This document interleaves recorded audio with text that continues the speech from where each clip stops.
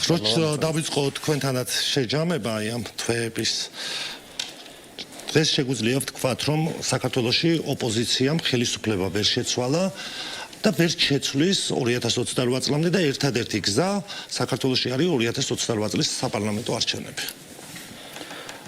მოგესალმებით, მადლობა მოწვევისთვის.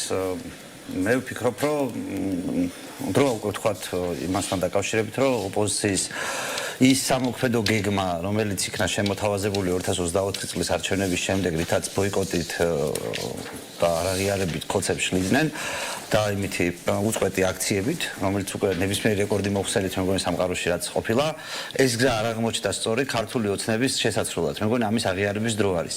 და პირიქით, ქართულმა ოცნებამ იმდენად ისარგებლა ამ ყველაფრით, რაც თავის დროზე გვარამიანმა და მისმა მეგობრებმა გამოაცხადეს და თქვენს რომ ჩვენ პარლამენტში არ შევდივართ, უარი თქვენს პარლამენტარიზმზე, როგორც ასეთ, როგორც ინსტრუმენტზე.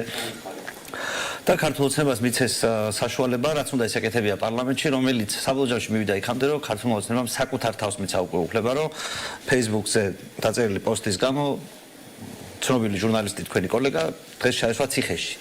მათ შორის ეს მეთოდი, რომელიც არჩეულია იმ ჟურნალისტის მიერაც არის არჩეული და მხარდაჭერილი, რომელსაც ჩვენ ვაკრიტიკებდით, მაგრამ ახლა მგონი დღეს უკვე ცხადი უნდა იყოს მინიმუმ ის, რომ აი ამ მეთოდმა არ იმუშავა და ეს ხალხი, რომელიც ამ მეთოდს ხარს უჭერდა, სრულად უაზროდ თავად აღმოჩნდა ციხეში, იქიდან გამომდინარე, რომ მათ მიერ არ მოხდა მათ მიერ არჩეული გზის სიმცდარის გააზრება, იმიტომ რომ ჩვენ დავინახეთ, რომ ყველაფერი რაც ამ პერიოდში მოხდა, სიამოვნებაში აწყობდა ქართულ ოცნებას, იყო მათი როგორ გითხრა, ნების შესაბამისი და მე მგონი დრო არის, რომ ოპოზიციაში დაიწყოს იმაზე გადააზრება, სწორი იყო თუ არა ასეთი ტაქტიკით დაპირისპირება ქართულ ოცნებაზე, თუ რასაკვირველია ოპოზიციას ისევ შეუძლია რაღაცნაირად რეგენერირება მოახდინოს თავის თავში, იმიტომ რომ დიდი ნაწილი თქვენ იცით, რომ მე ისედაც ქართული ოცნების ნების განხორციელება. თქვენ ახლა გამოხატვის თავისუფლებაზე საუბრობდით, როდესაც ახსენეთ ვახოსანაია. რამდენიმე დღის წინ მაგალითად მოვისმინეთ ჩვენი ქართველი მწერალთან დაკავშირებით, ნოდარ დუმბაძესთან დაკავშირებით, ანასტასია ბენდუქიძის პოდკასტში, როდესაც აგინებენ ნოდარ დუმბაძეს. ვინ აგინებს? ქართული ადამიანები, ესე სოციალურ ქსელში ხუ არ მიდის, აი არ ვიცი რა უწოდა ესეთი გვარამიასგან იყო ეს გინებები მოვისმენთ. ეს არ იყო სატელევიზიო სივრცეში და ესე ღიათად შეიძლება ადამიანს რაღაც შეაგინოს, მაგრამ ესე რაღაცა ტაშის დაკვრა ამ გინებებზე და საზოგადოებაში ამის შემოტანა, თუნდაც ავტორიტეტების 42 წლის წინ გარდაცვლილ მწერალს რო არ აგინო, ხო? ან რა დააშავა ნოდარ დუმბაძემ რო აგინოს, ხო? ეს რას ნიშნავს? ეს არის გამოხატვის თავისუფლება, რომ ღიად დაჯდე და ვიღაცა ერეკლე მეფეს აგინებს, ვიღაცა ნოდარ დუმბაძეს აგინებს, ეს ნორმალური არის, როგორ მიგაჩნიათ? მოდით შევხედოთ, ნოდარ დუმბაძე რო ცოცხალი იყოს და ამას უყურებდეს, ალბათ ერთს მიაგინებდა აბდელები მაგენიო იტყოდა და მორჩებოდა ეს ისტორია. და სიამდვილეში როგორც იმ ხალხისგან, ხა მე არ ვიცი რაზე ლაპარაკობ, თათასურად მოგარი თვალით ამაზე საუბარი იყო. სახელმწიფო მედია სახელმწიფო ხელისუფლების შეცვლას ვიცი გიგინება. ხო, უბრალოდ, აი წარმოიდგინეთ, ნოდარ დუმბაძის ხსოვნის პატივისცემა მე არ მგონია მისი სახელით ვიღაცის დასჯა, რომელიც რაღაცა ეხუმრა დიდი ალბათობით ნოდარ დუმბაძეს. მისი არ მინახავს ეს კონკრეტულად, მაგრამ თუნდაც ნებისმიერი ამბავით, ვიღაცა სულელი, აბდალი, ესე რომ ვთქვათ გურულად, ნოდარ დუმბაძეს რაღაცა გარდაცვლილ ადამიანს რაღაცა შეურაცხყოფას აკეთებს, დაშვება გავაკეთოთ ამისი და ჩვენ ნოდარ დუმბაძის ხსოვნის პატივსაცემად გვინდა რომ ეს ადამიანები ციხეში დავსაჯოთ ვახოსანაიას.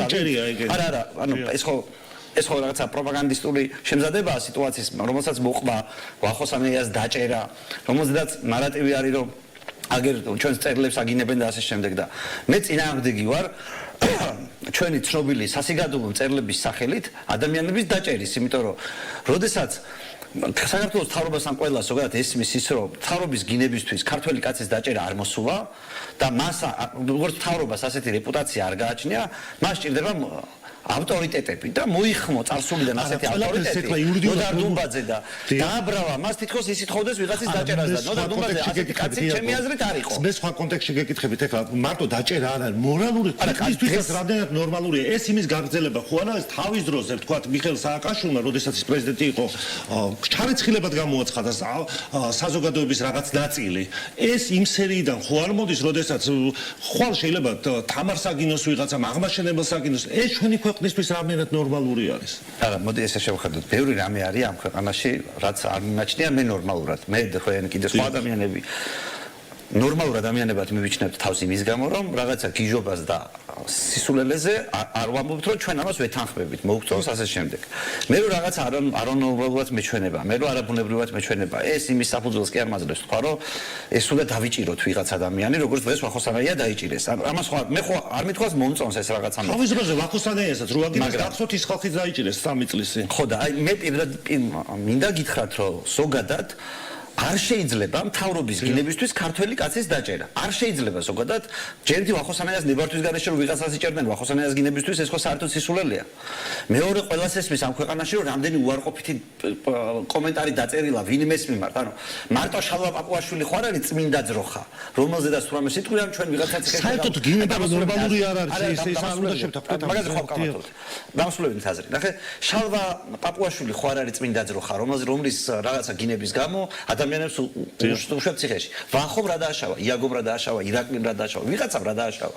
ანუ ჩვენ ვამბობთ, რომ საჯარო სივრცეში ვინმეს თუ აგინდა, ყველა ციხეში და გავუშვათ. და ეს რომ მართლა აღსრულდეს და ამას არ ქონდეს შემაშინებელი ეფექტი. თუ ხო წარმოგიდგენიათ, ან ციხეებში რა უნდა ხდებოდეს, ან ქართულ საზოგადოებაში რა მოხდება. და რამდენად არის ეს შესაბამისი, თუნდაც იმ კურსის, რომელიც ქართულ მოსწავლეებს შემოგთავაზა, რომ დებატებს ვიწყებო საზოგადოებაშიო, დაძაბულობა არის უნდა განმუხტო. რა უნდა განმუხტო, როდესაც ვიღაცა შეაგინა ციხეში აგდებ. ამითი განიმუხტება რა სიტუაცია? ეს ხო თქვენ როგორც ჟურნალისტისთვის, აი მე ანუ უხეში შედარება მინდა მოვიყვანო. ვიცი რომ ორივე მხარე განვრაზდება, მაგრამ არ მინდა კაზუისტიური მაგალითი შინაარსი მივცე ამას. კაზუისტურად კაზუისტიკურად არაფერი განსხვავება არ არის შალვა რამიშვილსა და ბატონ სარაიას შორის. როგორც ერთი აგინებს ასე ვქეთ deep state-ს და ვიღაცებს და ოპოზიციას და ჟურნალისტებს და ასე შემდეგ, ისე მეორე აგინებს ვიღაცას ქოცებს და რაღაცას. რა ვქნა ახლა მე გამოვიდე და თქვა რომ შალვა რამიშვილი დაიჭირეთ მეთქი? ან საბოლოო ჯამში თუ ასეთი კანონი შემოვა, ის ხო მარტო ერთ ხარეზე არ იქნება. ეს ხო ყველამდე მოვა. ნებისმიერ ადამიანამდე რომელიც ტელევიზიაში საჯაროდ ლაპარაკობს ვიღაცას აკრიტიკებს, აქამდე მივა. აი ქართველი პოეტის არ იყოს ბედი არასდროს არ ყოფილა ესეც პერიო შეფშაფოძე ადიოდა რობერტს პერიო. ასეთ ამ კანონის ავტორებამდე ეს კანონი დედის გინება ნორმად უნდა იქცეს. ვით უნდა შევებრძოლოთ ამას. იცი რა იაგო შეიძლება მე და თქვენ ერთმანეთი არ მოგწონდეს, მაგრამ ნახე თქვენ როცა ოჯახში გზდიდნენ, ვინმე გეუბნებოდათ, რომ დედის გინება ნორმალურია. თქვენ რო სკოლაში იყავით, ბავშვები რო ჭხოვდნენ, მასწავლებლები გეუბნებოდათ, რომ დედის გინება სწორია, მაგრამ ვინმე სხვა პოლიციაზე ხო არ გამოუძახიათ, რამდენჯერაც ვიღაცას ერთმანეთზე შეუგინებია. ქართული საზოგადოება ხო ხარშავს ამ თემას საკუთარ თავში. სწორს და არასწორს არჩევს და საზოგადოების თითოეულ წევრამდე მიაქვს ინფორმაცია ანუ ვიღაცა ეს მოსულა თუ არ მოსულა. ანუ ყველამ უნდა აიტანოს ეს გინება სოციალურ ქსელში. არა, როგორ უნდა თქვენ იაგო ხვიჩია, ხარ პოლიტიკოსი, მაგრამ ხართ მამა, შვილი, სხვა ხართ ხო სახლში. რატომ უნდა კითხულობდეს თქვენი შვილი, ან თქვენი ძმისშვილი ვიღაცა რომ გაგინებთ? ეს რაღაცნაირად უნდა დარეგულირდეს. მე არავის ციხეში გაშვება არ მინდა, რა თქმა უნდა, არა ვარ ის ადამიანი რომ ვიღაცის ციხეში ჩასმა მომწონდეს. მაგრამ ესეც ხომ არ არის ნორმალური რომ ჩვენ გარდა იმისა რომ საჯარო ადამიანები ვართ და გვიყურებენ ახლა ტელევიზორში ოჯახი გვყავს ჩვენ თითოეულ ჩვენთანგანს და არ არის ნორმალური ახლა დედაჩემი რომ უყურებს ამ გადაცემას და ვიღაცა მაგინებს და მამაჩემი რომ უყურებს იმ ადამიანებმა რა დააშავეს ხო? ნახეთ, იმისთვის რომ საზოგადოების ნორმალური წევრები ერთმანეთს არ აგინებდნენ, არსებობს სხვადასხვა ინსტიტუციები. დაწყებული საბავშვო ბაღიდან, ოჯახიდან, ეკლესიიდან, სკოლიდან, უნივერსიტეტიდან, სამეგობროებიდან, არსებობს ადათ-წესები, ჩვეულებები, რომელიც ჩვენმა წინა თაობებმა, მშობლებმა შემოგვიტანეს და გვასწავლეს, როგორც ზრდილობა და უზრდელობა. არსებობს სხვადასხვა ასეთი ტიპის ურთიერთობა, ვიღაცას აგინა, ამის თქვენ მართლის გარჩევის წესი. ეს არსებობს ოჯახშიც, არსებობს კლასშიც, არსებობს უბანშიც, გესმით? და თქვენ გინდათ რომ აი ეს ყველანაირი ეს ტრადიცია, ეს ინსტიტუციები, რომლებიც ჩვენმა წინაპრებმა წინათაობამ მოგვიტანეს, წყალში გადაყაროთ და თქვათ რომ მურუსიძის სასამართლოა ის, ვინც ამაზე შეუძლია სწორის და არასწორის დადგენა და გარჩევა ექსკლუზიურად. ხო და მე ამის წინააღმდეგი ვარ. მე იმის მომხრე კი არა ვარ, ვიღაცას აგინოს. მაგრამ მე წინააღმდეგი ვარ იმისი, რომ თუნდაც ვიღაცას სულელი, რომელიღაც პოსტის ქვეშ იგინება, ჩემი სახელი დაისაჯოს და ციხეში ჩაჯდეს, რამდენიმე წლით თვით დღით მნიშვნელობა არ აქვს. მის ოჯახს რამე პრობლემა შექმნას, მისი დეგენერატი ნათესავის გაუაზრებლობის. ეს ამერიკაში მოხდებოდეს ნაციზმი. ამერიკაში ხდება. ამერიკაში პოლიტიკაში რა ხდება ამასთან დაკავშირებით? აი ესე რო დადგე და აგინო Facebook-ში არ არის ამაზე არაფერი რეგულაცია. ევროპაში არ არის? ნახეთ. შენ არგუმენტიც მოვყავს რომ Facebook-ი ეს სამდროში გინებას კი არ შეამცირებს. იცი რას გამოიწვევს? ადამიანები შექმნიან ყალბ ავატარებს და ყალბი ავატარები წავაგინება შალვაზეც, იმაზეც და ის დაგროვილი ბოღმა, რომელიც საზოგადოებაში მუშტის ნაცვლად გინების სახით გამოდის, არ გამოვა და დაგროვდება მუშტის მორალურ ზღვარამდე და მივიდეს ის რომ არ შეიგინო უბრალოდ და ეს კანონის ქვეშ ეკლესიიდან დაწყებული სკოლით, ოჯახით, ყველა ამას გვასწავლის და მე სწორედ ამას გიხსნი ამ წუთას რომ არ შეიძლება ამ ხალხს ჩამოვართვათ ეს ფუნქცია და გადავიდეს მურუსეთის სასამართლოს კომპეტენციაში. ეს ჩვენმა საზოგადოებამ ის პირობითად თუ არასწორად იგინება ვიღაცა, ამ საზოგადოებისთვის უნდა ტეხავდეს. აი ბატონ სანაიას თქვენი აზრით, მას შემდეგ ის რაც რადიკალი გახდა, როდესაც წარმაუკუღმა ხალხს აგინებდა, მათ შორის და მეც ჩემს ძელას ხშირად უთქვამს მსგავსი ტიპის კომპლიმენტები. მისი რეიტინგი ხო არ გაზრდილა. პირიქით, ჩემი აზრით, ამ საზოგადოებაში ვახოსანაიას დაჭერა, იმიტომ გახდა შესაძლებელი, რომ ჯერ მისი ასეთი ტიპის აქციების გამო მისი ავტორიტეტი შემცირდა. და თქვენ ახლა გინდათ, რომ აი იმ პროცესს, სადაც ადამიანს გინების ცუდი ქცევის რაღაცის გამო, ბუნებრივად უმცირდება ავტორიტეტი, ხელი შაუშალოთ, იმიტომ რომ ასეთი ადამიანი რუსეთის სასამართლოს დააჯერა. მე კითხავს გიხსნას არავის დაჭერა კიდევ ვიბეორებ, მე არ მინდა. თქვენ უჭერთ ხარს, მაგალითად ამ кейსს, რომ თქვენი კოლეგა ბატონი სანაია დღეს რო ჩასვეს ციხეში იმის გამო, რის გამოც ჩასვეს, თქვენ ეთანხმები თუ არ ეთანხმები? მე სანაიას კი ეს დაჭერა კი არა, არავის ესე თუ ადამიანი პედოფილი არა და მკვლელი არა და ყაჩაღი როგორ შეიძლება საზოგადოებისთვის საშიში ადამიანის ადგილი არის ციხე. აი იმის გამო რაც იმის გამო დაჭერას ეთანხმები თუ არ ეთანხმები? დაჭერას ვეთანხმები თუ არ ვეთანხმები, მე არა ვარ არც მოსამართლე, არც პროკურორი. საჯარო პირი ხარ, კოლეგაა თქვენი სახელმწიფოს აქვს რეგულაცია მიღებული, მაშინ რას ნიშნავს ეხლა სახელმწიფოს არა კოცებს, იმიტომ რომ კოცებმა ერთპარტიულად მიიღეს ასეთი ტიპის რეგულაცია თავიანთ რაღაცა საკრებულოში სინამდვილეში რაღაცა იმას და არა კანონს იღებს უმრავლესობა ნებისმიერ ქვეყანაში. ჩვენ ხო ვართ ადამიანები, რომლებიც უყურებს რომ როდესაც იქ არ არის საზოგადოებრივი კონტროლი, გადავიდეთ სხვა თემაზე. კოცები მარტოზიან პარლამენტში, ჩვენ ხომ უნდა გავსაჯოთ რომ მათი მიღებული არა შეიძლება მე ხო იცით რომ მე არ მსახურებ მაგ კრიტიკას, მაგრამ ფაქტია რომ მარტო თვითონ ზიან პარლამენტში ღებულობენ და გინების გამო ვიღაც ადამიანს იჭერენ და ამითი ვახოსანაიას კი არ აშინებენ მარტო, აშინებენ მთელს ქართულ საზოგადოებას, რომ ჩვენ როცა გიდა რო შეიგინები გაბრაზებული ქართველი კაცი თავრობაზე მოვალ და დაგიჭერდა საკაგეთ ციხეში, ასე დაგამცირებ. და თან ეს გონიათ რომ ამით შემცირდება დაძაბულობა და პოლარიზაცია ჩვენ საზოგადოებაში. მე კიდე ასე არ მგონი. კიდევ ერთი თემა, დღეს უსაყვედურა მიხეილ სააკაშვილმა საერთაშორისო გამჭვირვალობას სია ქონია, სადაც პოლიტპატიმრები შეყავს ასე ვთქვათ და არ არის სააკაშვილი აი ამ სიაში. მოვისმინეთ სააკაშვილის მხრიდან კრიტიკა, რომ აი 20 წლის განმავლობაში იქ ერთი და იგივე ხელმძღვანელობა ყავს აი ამ გამჭვირვალობას და მოკლედ არის ერთმანეთის კრიტიკა. თქვენ როგორ ფიქრობთ, იმსახურებდა ყოფილი პრეზიდენტი პოლიტპატიმართა სიაში შეყიდას? მე ამ ნაწილში სააკაშვილს ვეთანხმები, იმიტომ რომ იქ სააკაშვილის ქვემდგომი ნაცებით იქნება სავსე ისია. და ამ სის სათავეში როგორ შეიძლება არ იყოს ის, ვისი ქვემდგომიც არის ყველა და რომელიც გასამართლებულია იმ პარტიის საქმიანობისთვის, რომელი პარტიის ლიდერსაც მიხეილ სააკაშვილი წარმოადგენს. და თუ პირობითად ამბობ, რომ ამ სასამართლომ ამ პირობებში ეს ხალხი არასამართლიანად გაასამართლა, რაც შეიძლება ხშირ შემთხვევაში მართალი იყოს, რანაირად შეიძლება მიხეილ სააკაშვილი სამართლიანად გაასამართლოს იმ სასამართლომ, რომელიც მან თვითონ შექმნა საკუთარი ოპონენტების სადევნილად.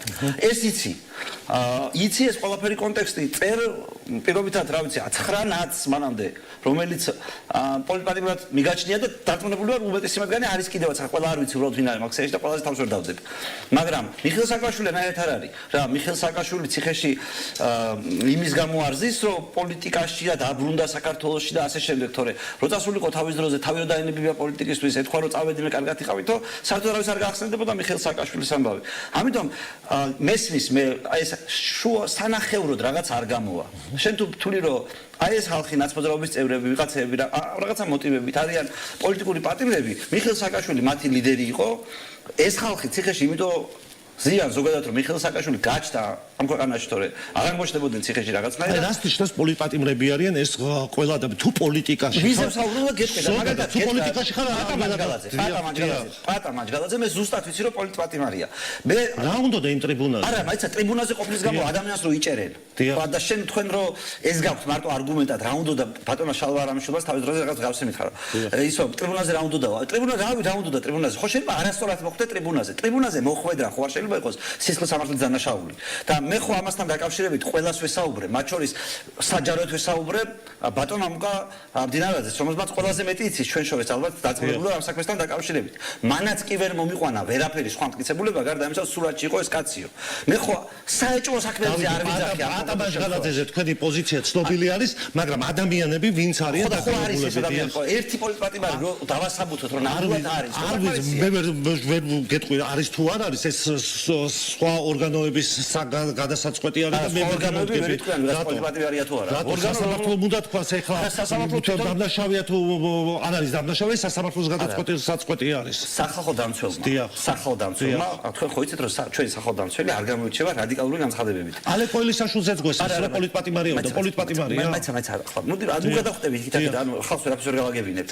ანუ ამ კონკრეტულ შემთხვევაში სახალხო დამცველმაც კი საკუთარ დასკვნაში რომელიც პარლამენტს წარუდგინა ფაქტობრივად შუამდგომლობა დააყენა რომ თქვა რომ მე ვიქნები შუამდგომლობას დავაყენებ რომ მე ვიქნები თავდები რომ ეს კაცი გამოსაშვებია თქვა რომ დამკითხეთ მოწმეთ იმიტომ რომ მე დამირეკა ამ კაცმა და მითხრა არაფერ შუაში არა ვარ ამ ამბავთან რაც ხდება არავინ არ დაკითხა ყველა ფეხებზე დაიკიდა პარლამენტში მოხსენება გააგზავნა კაცმა იცით როგორ არის რომ აი ხო იყო თავის დროზე ციხის კადრებთან დაკავშირებით რომ მე რო გაიყვარო თურმე სახალხო დამცველს რაღაც ადრე ქონდა ნათქვამი და ყველას ფეხებზე ეკიდა ხა ეს პირდაპირ შედარება არ არის სიტუაციური შედარებაა მაგრამ აი კონკრეტულად როდესაც საბოლოოდ როცა გაირჩევა პატარა გალადის საქმე იქ მე როდესაც მომავალში იქნება რომ უი სახალხო დამცველს თურმე რაღაცა უთქვამს ხო და მე როდესაც ვლაპარაკობ ამაზე რომ პოლიტპატიმრებთან დაკავშირებით ხუმრობა არ შეიძლება იმიტომ რომ ჩვენ ვიცით დადასტურებულად რომ ყავს პოლიტიკური პატიმრები ყველა მათგანი ვინც იქ არის პოლიტიკური პატიმრები არა ზოგი სადაც მათი აგენტია რომელიც პოლიტიკური პატიმრებს გავიგე პატასთან დაკავშირებით ხო ნახდათ პოლიტიკური პატიმრები გავიგე პატასთან დაკავშირებით გავიგე თქვენი პოზიცია და პირველი შემთხვევა არ არის ამას ძალიან ბევრჯერ გააკეთეთ განცხადება ალე კოილისაშვილი რომელზეც აცხადებენ რომ არის პოლიტპატიმარიო ეს პოლიტპატიმარია თუ აქ როგორც იურისტი თქვენ დანაშაულის ნიშნებს ხედავთ გეტყვით ახლავე ნახეთ ჩემთვის უბრალოდ ეს ასე უნდა ირჩევოდეს ასე რომ ბევრი დროა საჭირო ბევრი საბუთები უჭირდება რა მე გეტყვით როგორც იურისტის ჩემი როგორც თავის დროზე პროფესიონალი იურისტის მოსაზრებას რა პრობლემები გააჩნია ამ საქმეს ნახეთ პირველი ჩვენ არ ვიცით მოტივი ანუ იურისტები გამიგებენ როდესაც დანაშაულში არ იცი მოტივი შეიძლება დამნაშავე მაინც გამოავლინო რაღაც საქმე მაგრამ ამ საქმეს რო უკვე პრობლემა აქვს როდესაც მოტივი არ იცი გამოვლენილი არ არის მოტივი ხო უკვე პრობლემაა პირველი მეორე ნებისმიერი იურისტი ვისაც ოდნავ თავმოყარებაზე აქვს პრეტენზია სამართლებრივ თავმოყარებაზე მიხვდება რომ ეს საქმე არანაირ კავშირში არ არის ტერორიზმთან ეს არის სისხლის სამართლის დანაშაული ოღონდ ამას ქვია სახელმწიფო ქონების დაზიანება დაზიანების მცდელობა სახელმწიფო ქონების დაზიანების მცდელობა რომლის ღირებულება არის 150-დან 200 ლარამდე რაც დაზიანდა ხა წარმოიდგინეთ ამ მუხლით გასამართლებულად ჩვენ ვიცით პრემიერ-მინისტრი 5 წლით გვიზის მაშინ როცა 7 მილიონი ამოუღეს ეს ვიცით უბრალოდ ადამიანს აძლევენ 13 წელიწადს იმან დანაშაული აღიარა და ელისაშვილს აღიარა სხვა პრეცედენტები ნახეთ მილიონი კაცო 13 წელი მიცეს ადამიანს სახელმწიფოს ქონების დაზიანების მცდელობისთვის იმიტომ რომ დააბრალეს ტერორიზმის მცდელობა გარდა ამისა რომ მოტივი არ არსებობს და აი ძალიან საეჭვო საქმეა ეს 13 წელის მიზჯა თავისთავად ცალკე აღებული მე ხო არ ვიზახი ერთიც არ მიესაჯა ანუ თქვენ მუხტს არ ეთანხმებით 13 წელს არ ვეთანხმებით მუხტთან ერთად 13 წელს არ ეთანხმებით თორე პოლიტპატიმარი არის თუ არ არის ამას გეკითხებით ამ მუხლით როცა ასამართლებ ადამიანებს როცა ცხადია როცა ნებისმიერმა იურისტმა იცის რასთანაც არის საქმე არ გაქვს მოტივი შეიძლება თუ არა ჩავთვალო მე ეს რო პოლიტიკური საქმე აბა 13 წელი რატომ მაშინ როდესაც პრემიერმა ამდენი პირობითად ისიც არ ვიცი კაცო ამ საქმეს თუ არ ვენდობი არც ღარიბაშვილის საქმეს არ ვენდობი საბოლოო ჯამში მაგრამ შენი პრეცედენტების მიხედვით რა შეთქვი ეს ამდენით ისჯებაო როგორ შეიძლება სახელმწიფო ქონების დაზიანების მცდელობა ისჯებოდეს უფრო მეტად ვიდრე მკვლელობა იმიტომ რომ მკვლელობა ასმერვე მუხლის იპოთეტურად რო დაუშვათ საქალაქო სასამართლო რო დამწვარი ხო რო დაუშვათ ხო ხო დააკავეს იქ თუ რა დაეკავებინათ რა მოხდებოდა ხო რა მოხდებოდა ეს სხვა ამბავია ამიტომ არის მცდელობა ანუ შედეგი არ უნდა გაითვალისწინოთ იურისტმა რა შეიძლება დამდგარიყო შედეგი უნდა გაითვალისწინო რა გეკვეთათ აი ნახეთ შენივე ლოგიკას მოყვებით შედეგი უნდა გაითვალისწინო შედეგი არის ის რომ არ დამწვარა შენობა რომ დამწვარი არა მეცადა რომ დამწვარიყო სხვა შედეგი იქნებოდა, მაგრამ ეს ამიტომ არის მცდელობა. მე ხო არ მithქვამს დანაშაული არ არის ხო? მე გითხარით, ტერორიზმის მცდელობა არ არის. 13 წელი არ არის მეთქი. და ვინაიდან 13 წელს ვერ ვხსნი ვინმე მოვიდეს, დამიჯდეს მეორე მხრიდან, მითხრას რომ ეს 13 წლიანი საქმეა, მომიტანოს პრეცედენტები, რომ ასე ხდება ზოგადად, ვიღაცა შევარდება კანცელარიაში, რაღაც სისულელეს ჩაიდენს და ამიტომ 13 წელი უნდა გავაუბედუროთ ის, მისი ოჯახი, მისი შვილები და ასე შემდეგ. მე ბაზარი არ არის. სხვანაირად ვილაპარაკებ, მაგრამ ვინაიდან ეს ორი საქმე, რაზეც მეც გავაკეთე განცხადება, სახელმწიფოც გააკეთა განცხადებები ამასთან დაკავშირებით, კლასიკური შემთხვევაა იმისი, როგორი არ უნდა იყოს მართლმსაჯულება. ახლა პოლიტიკოსებს ეხება, ასეთი არ უნდა იყოს მართლმსაჯულება. აი ეს ორი თანხვედრა ერთმანეთში, ალოგიკურობა, აუხსნელობა ხელისუფლების მხრიდან ანქმედების. მე მაძლევს თორე საშუალებას გამოთქვა მოსაზრება მასთან დაკავშირებით, რომ კი ეს პოლიტიკური საქმე და ეს ხალხი პოლიტიკურად ზიანდა. რა არის ამაში გაუგებარი? გასაგები.